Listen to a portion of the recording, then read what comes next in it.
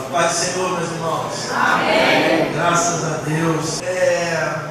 Assim, é maravilhoso quando a gente tem essa experiência de salvação com Cristo Jesus e passa algum tempo, né? Quanto mais tempo passar e a gente reencontra pessoas que viveram esses momentos com a gente, e a gente vê que essas pessoas estão firmes no caminho do Senhor, estão ali esperando a volta do nosso Senhor, nosso amado Salvador. Então é maravilhoso. Essa tem sido uma experiência maravilhosa que eu estou passando neste dia aqui. Também reencontrar o nosso velho amigo, o pastor Marcos. Então, queridos, eu quero dizer o seguinte: eu vou ser bem breve minhas palavras, o tempo já passou bastante. Que nessa oportunidade que agradecemos ao Senhor por mais um ano de vida da nossa amada missionária, pastora, Rosane, não existe um presente maior que um pastor, eu sou filho de pastor também, pode receber de sua igreja, do que saber que essa igreja está lutando contra o pecado, está vencendo o pecado. Saber que essa igreja, se Jesus voltar hoje, todo mundo aqui vai subir. Saber que se Jesus voltar hoje e pedir para que a gente apresente as nossas mãos, terão ali almas que foram salvas através de nossas mãos. Não há presente maior para um pastor, para uma pastora, de saber que suas ovelhas estão ouvindo a sua voz, estão obedecendo o que a palavra de Deus está dizendo através da sua vida. Então, a meditação que eu quero trazer hoje traz um pouquinho dessa experiência e dessa forma de agradecermos ao Senhor. Eu queria que você abrisse a sua Bíblia no livro de Coríntios, capítulo 5, 2 Coríntios 5. Vou deixar a sua Bíblia aberta aí um minutinho. Ultimamente, a gente liga a TV, ou liga um rádio para ouvir a palavra, ouvir uma palavra. Geralmente, a gente ouve dizer o seguinte: olha, Deus vai transformar a sua vida, Deus vai te dar isso, Deus vai fazer aquilo por você, Deus vai fazer, Deus vai fazer, Deus vai fazer. E pouco tem se pregado, pelo menos lá nas rádios, nas TVs, daquilo que eu e você podemos fazer para Deus. Invertendo um pouquinho, não pregar apenas o que Deus faz realmente. Mas eu quero trazer uma breve reflexão contigo nesta noite, acerca daquilo que nós podemos fazer para Deus. O que eu posso oferecer para Deus? Deus, Ele deu talentos para todas as pessoas, para mim, para você. Cada um de nós temos talentos, temos dons. A própria palavra diz que Deus chamou uns para apóstolos, outros para profetas, mestres, por aí vai. Mas, no entanto, Ele concedeu dons a cada um de nós.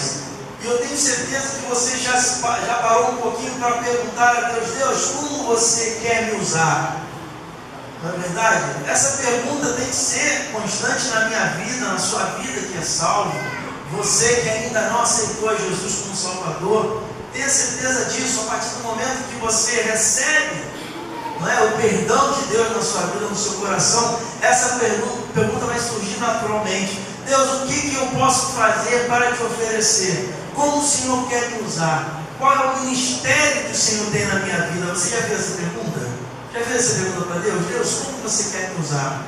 Como eu posso ser útil na sua obra? E esse texto aqui, nós vamos ler apenas 2 versículos de 2 Coríntios 5. Nós vamos ler os versículos 18 e 19. Diz assim, essa versão é um pouquinho diferente, que é NVI, mas você pode acompanhar. 2 Coríntios 5,18. Tudo isso provém de Deus, que nos reconciliou consigo mesmo por meio de Cristo e nos deu o ministério da reconciliação. Ou seja, que Deus em Cristo estava reconciliando consigo o mundo, não lançando em conta os pecados dos homens, e nos confiou a mensagem da reconciliação. Até aí. Então, o texto que lemos diz que Deus nos deu o ministério de quê? Da reconciliação. E esse ministério é um ministério que foi dado para todos aqueles que aceitam Jesus como Salvador. Nós não aceitamos ao Senhor Jesus para ficarmos sentados no banco. Não. Nós aceitamos ao Senhor também para fazer discípulos, para reconciliar, como diz aqui a expressão. E o que é reconciliar? Quando dois filhos estão brigados, fazem lá uma pirraça, estão brigados. Vem o pai, vem a mãe. Ô fulano, chega aqui. Que nem o irmão lá de Volta Redonda, botou o nome da filha Diana e do filho Wesley. Aí na hora de chamar, Wesley, mas é verdade.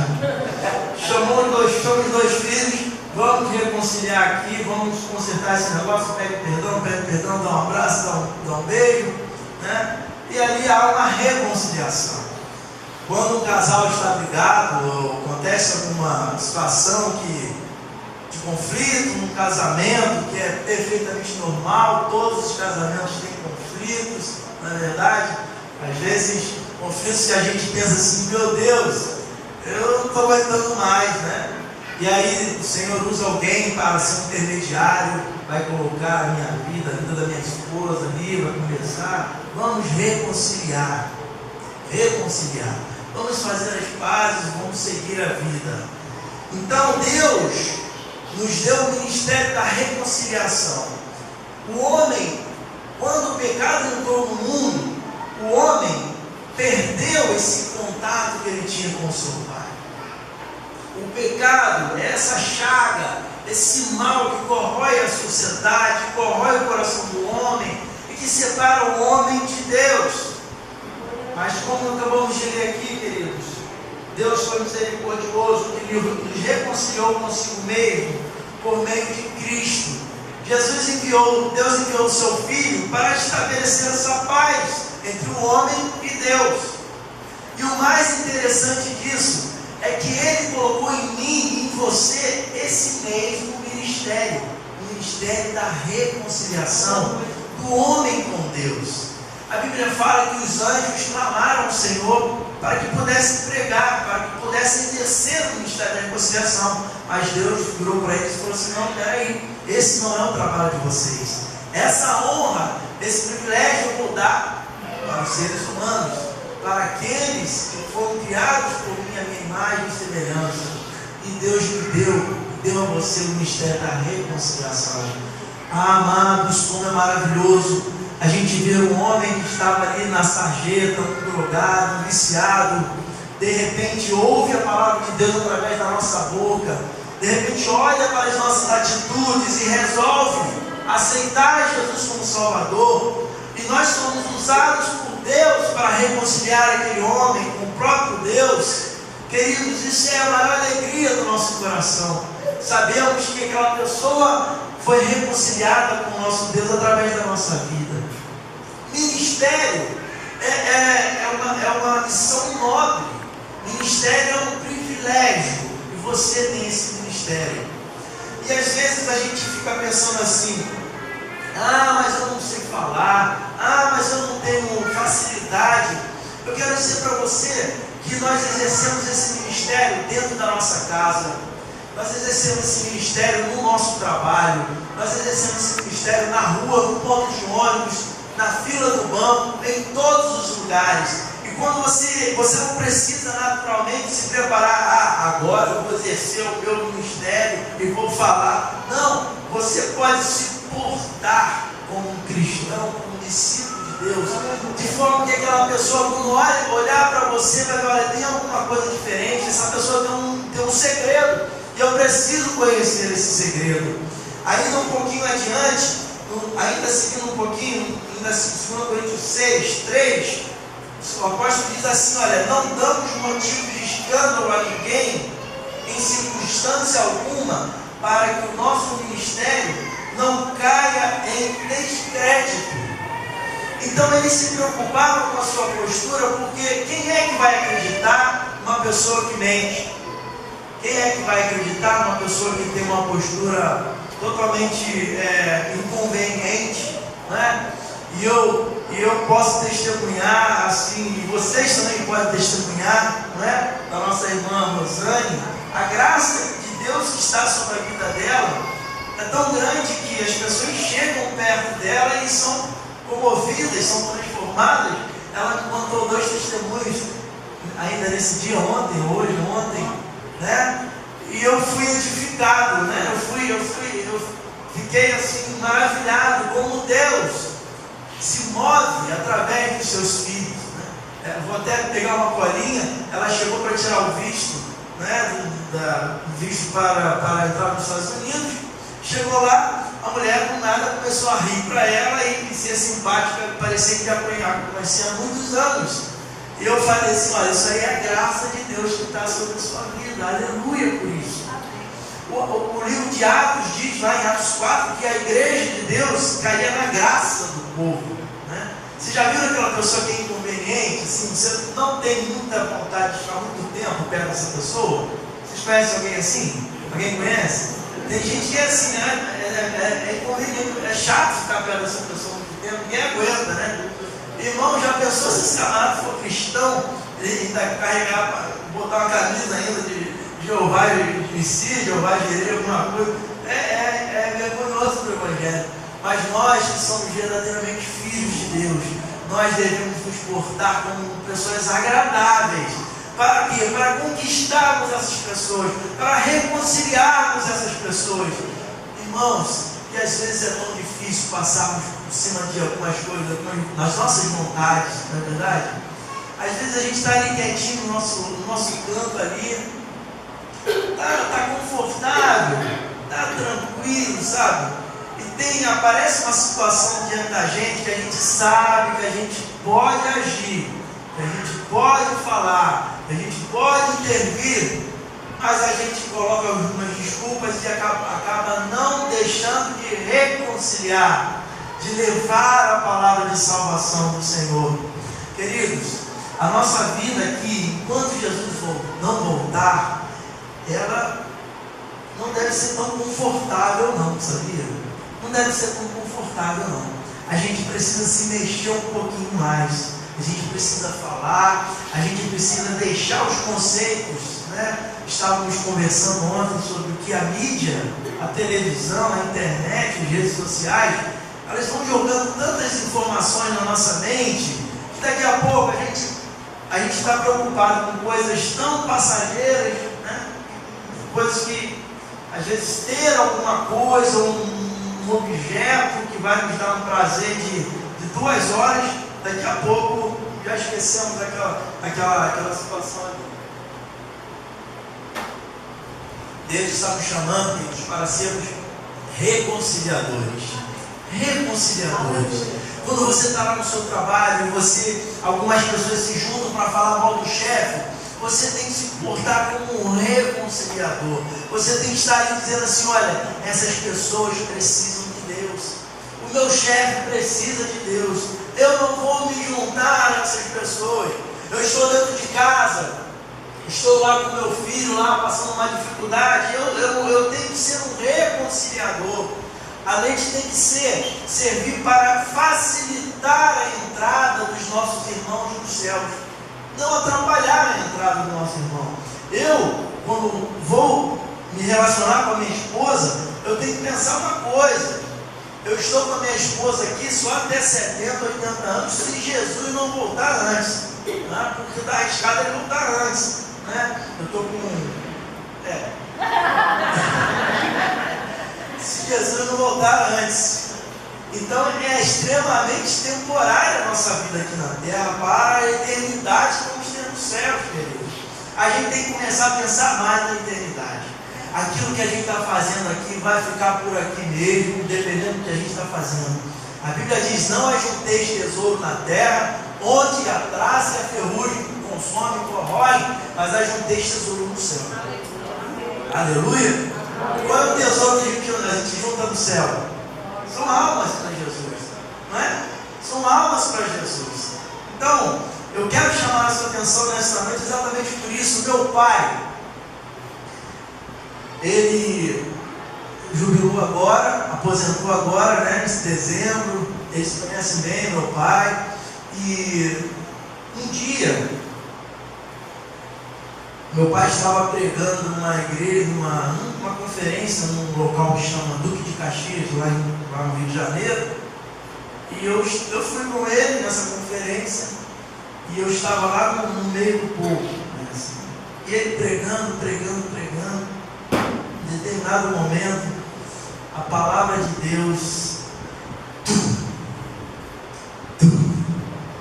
penetrou no meu coração, meus amados, de uma forma tão poderosa. Eu comecei a chorar naquele momento. Eu tinha 10 anos de idade. Aquele homem me reconciliou com Deus. Aquele homem me levou de volta para Deus. E ele não se lembra disso. Eu falei isso no ano passado, eu falei sobre isso. Ele não tem ideia, não lembra desse evento, não lembra do que ele disse. Mas quando ele fez o apelo, eu estava lá na frente, juntamente com as outras pessoas. Acho que ele nem me viu lá na frente, mas eu estava lá entregando a minha vida para Jesus. A minha mãe, nós somos 5 filhos, mais uma, né? São 6 filhos. A minha mãe, meu pai, pastor, a gente sempre tinha uma condição difícil, né? De financeira e tudo. E meu pai às vezes ia de ônibus na frente, com minha mãe arrumar 5 crianças para ir para a igreja, aquela correria, né? Mas a minha mãe não deixava de levar a gente a RBD todos os dias, a escola dominical. Às vezes a gente dá aquela preguicinha assim, tem que arrumar, não sei o que, irmãos, está na hora de vencer isso tudo. Você é um reconciliador, você está reconciliando a sua família quando você leva os seus filhos para a igreja. Você está reconciliando a sua esposa, o seu esposo, quando você dobra os seus joelhos e clama ao Senhor para que ele se reconcilie com Deus, para que aceite Jesus. Você é um reconciliador quando você ora, quando você prega e testemunha para a sua casa, para a sua família. Quando você supera todos os sacrifícios para estar na casa do Senhor com a sua família, você está reconciliando a sua família com Deus. É um trabalho diário, porque as tentações são diárias. Diariamente as tentações chegam diante de nós e a gente tem que vencer essas tentações, porque nós temos um alvo, que é ir para o céu com o nosso Senhor e Salvador Jesus Cristo quando Ele voltar. Esse é o nosso alvo, o nosso foco, queridos. Está na hora de pararmos de nos preocuparmos excessivamente com aquelas coisas que vão ficar aqui na terra. Eu fui numa casa que estava à venda. Eu me interessei em comprar essa casa. Já sabia o preço era 33 milhões de reais. Aí meu pai conhecia o caseiro e falou: calma. 33 milhões de reais era o preço da casa. Aí tive a oportunidade, meu pai conhecia o caseiro, é lógico que eu vou ver, né? Eu quero conhecer uma casa que vale 33 milhões de reais. Uma coisa, meus irmãos, uma coisa de louco. Tinha 6 meses de construir a casa. Levou 2 anos para ser construída. E o caseiro começou a contar a história da casa para a gente. Vou resumir. Aquela casa era de um homem, um empresário, que levou 2 anos para construir a casa. A casa ficou pronta. 3 meses depois ele morreu. Detalhe, morreu ele e a família inteira num acidente de avião. Ficou tudo. As únicas pessoas que sobraram da família dele foram um irmão e a mãe dele, já uma senhora bem idosa já. E aí o irmão estava vendendo a casa porque, né, tinha morrido todo mundo. Ele levou? Não levou, ficou tudo, irmãos. Irmão, mas uma casa, assim, aquelas casas que a gente vê na TV, não chega nem aos pés. Ficou tudo, queridos. E aí, essa reflexão não passou direto. Na hora que ele falou, a gente, olha só, o que a palavra de Deus diz realmente é verdade, né? Quantas vezes a gente se preocupa tanto com as coisas terrenas e o tesouro, acumular o tesouro no céu ficou um pouquinho de lado. Mas, queridos, Resumindo aqui essa palavra, nós devemos reconciliar. Nós precisamos vencer uma coisa, existe uma palavrinha que chama-se motivação. Eu vi uma palestra daquele treinador de vôlei, Bernardinho, treinador da seleção de vôlei, e ele falou que, administrando ali, gerenciando aquela questão dos seus atletas, ele falou que os atletas, eles são movidos por duas coisas. Uma coisa é a necessidade e a outra coisa é a paixão, né? Então, ele via aqueles atletas que eram pobres, não tinham recurso nenhum e viam o esporte uma forma de conseguir, subir na vida, enfim, aquilo era uma motivação para ele. E os outros que eram apaixonados pelo coisa. E aquilo eu trouxe exatamente para a nossa missão de reconciliarmos. Nós temos exatamente essas duas características, que são as duas molas propulsoras da motivação: a necessidade e a paixão. Se você hoje perdeu a sua paixão por Cristo Jesus, a paixão, peça ao Senhor, peça ao Espírito Santo para que você volte ao primeiro amor, volte a amar as almas perdidas como você amava quando aceitou Jesus. Nós temos essa paixão em Cristo Jesus. Nós somos uma igreja do coração abrasado, na verdade. E olha só que interessante, quando a gente fala em necessidade, a Bíblia é clara em dizer o seguinte, que nós precisamos obedecer, porque a obediência é a maior demonstração de amor, a maior demonstração de adoração é a nossa obediência. Não adianta eu vir aqui, levantar a mão, cantar e eu desobedecer ao meu Deus, ao meu Senhor, e eu continuar convivendo com o pecado na minha casa, na minha vida, vivendo uma vida totalmente contrária ao que Ele estabeleceu para que eu vivesse. Então a obediência é a maior demonstração de amor, é a maior demonstração de adoração, é a nossa obediência. E o nosso Deus disse: ide, pregai o Evangelho a toda criatura, fazei discípulos. Queridos, nada pode alegrar mais o coração da missionária Rosane do que ver que a sua igreja está fazendo discípulos, está pregando a palavra. Esse é o maior presente que você pode dar para ela e para o nosso Deus, para o nosso Senhor. Vamos pregar a palavra, vamos reconciliar, vamos viver essa obediência ao Senhor. Quando eu chego em casa e vejo que a minha filha me obedeceu, eu falei para ela: Maria Clara, você quando chegar em casa, você vai tomar o seu banho, escovar os dentes e dormir. Aí eu chego em casa, ela vai tomar o banho, escova os dentes, vai dormir. Meu coração sente alegria, irmãos. Na verdade, você que é pai, você sabe disso, quando seu filho obedece a você. É assim o coração do nosso Deus, quando Ele vê que nós estamos obedecendo a sua palavra, atendendo a sua palavra, vivendo uma vida de santidade, uma vida reta diante dele, diante dos homens. Então, queridos, 2 Coríntios 4 diz assim: portanto, visto que temos este ministério, pela misericórdia que nos foi dada, não desanimamos. De todos os lados, versículo 8, somos pressionados, mas não desanimamos. Ficamos perplexos, mas não desesperados. Por isso, não desanimamos. 16. Embora exteriormente estejamos a desgastar-nos, interiormente estamos sendo renovados dia após dia. Aleluia. Que Deus renove a sua vida nesta noite. E que você, esta semana, peça essa oportunidade ao Senhor. Senhor, eu quero reconciliar. Eu quero levar alguém aos teus pés. Eu quero reconciliar o meu chefe, o meu colega da escola. Eu quero reconciliá-lo ao Senhor. Eu tenho a palavra de reconciliação. Eu tenho o ministério da reconciliação. Senhor, me ajude a reconciliar. Amém, queridos? Amém. Você deseja isso? Sinceramente, amém? Curva a sua cabeça neste momento e faça essa oração comigo. Eu vou te dar 30 segundos para que você faça uma oração com Deus. Você mesmo, Deus.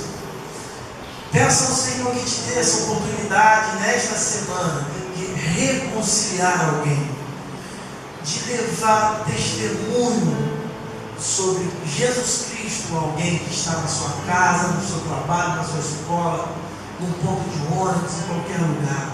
Peça sua oportunidade ao Senhor. Pai, nós louvamos o Teu santo nome, Senhor, nesta noite, porque um dia essa palavra de reconciliação chegou ao nosso coração, Pai, tão poderosamente, tão milagrosamente.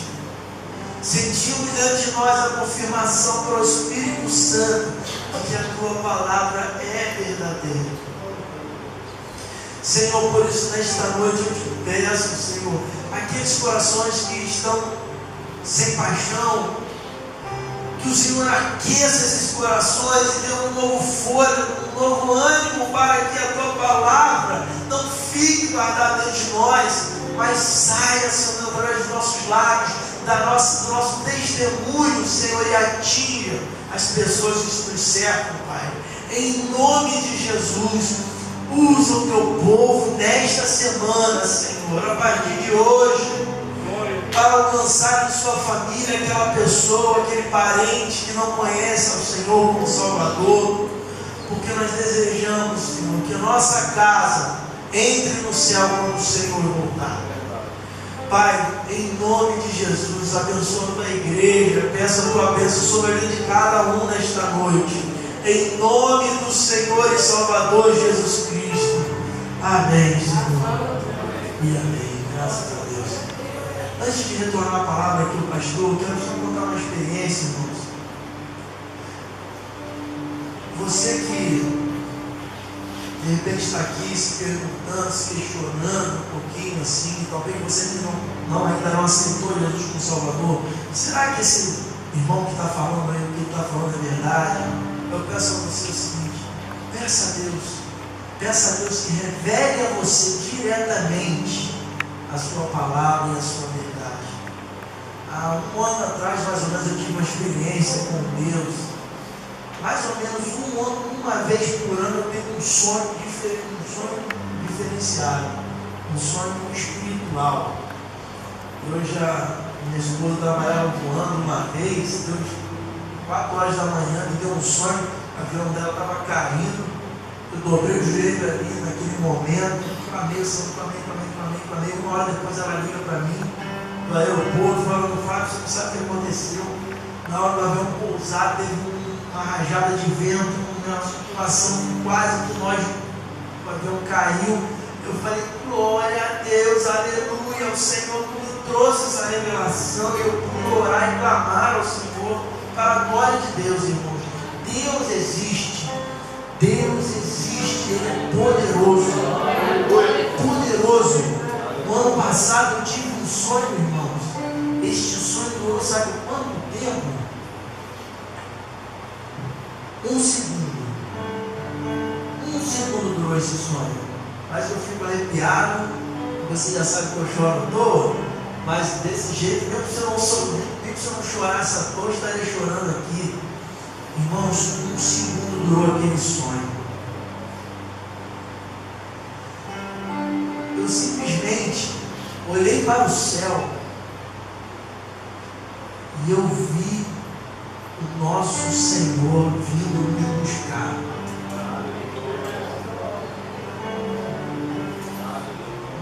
Não consegui ver o seu rosto, mas era Ele. Assim como a Bíblia diz, no meio das nuvens, eu vi o Senhor Jesus vindo buscar a sua igreja. Irmãos, 1 segundo naquele sonho. Em 1 segundo, todas as verdades bíblicas que eu já entraram por este ouvido se revelaram poderosamente na minha vida. Eu lembrei da escola dominical lá com 5 anos de idade, lá na professora. Eu lembrei daquela história da Bíblia toda, de Abraão, de Isaac, tudo em um segundo, irmãos, se revelou como uma verdade, mas uma verdade incrível. Depois daquele sonho, eu não paro de pregar. E é por isso que eu estou, antes de entregar a palavra, eu preciso dizer: Jesus está voltando mesmo. Jesus está voltando mesmo. Prepara-te, igreja, para encontrar-se com o Senhor Deus. Deus abençoe a sua vida.